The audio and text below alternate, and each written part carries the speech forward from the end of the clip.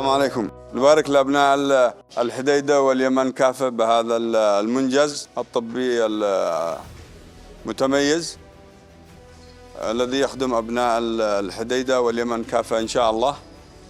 ونتقدم بالشكر الجزيل لسمو الشيخ محمد بن زايد والشيخ منصور على هذا الدعم السخي وعلى هذا المستشفى المتكامل بجميع معداته الحديثة، والكادر الطبي إن شاء الله يكون متميز. يأتي افتتاحنا لهذا الصرح الطبي بمناسبة احتفالات شعبنا بالعيد الوطني لقيام الوحدة اليمنية في 22 مايو.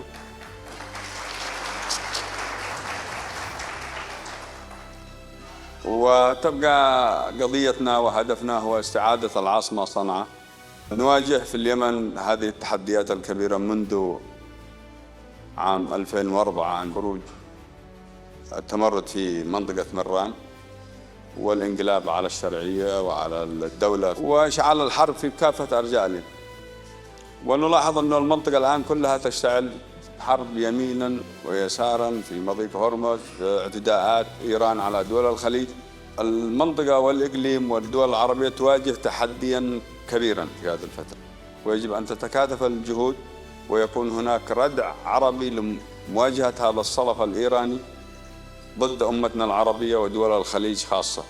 نحيي الجهود الأشقاء في المملكة العربية السعودية والإمارات العربية وكذلك مصر لخلق قوة ردع عربية لمواجهة هذا التحدي.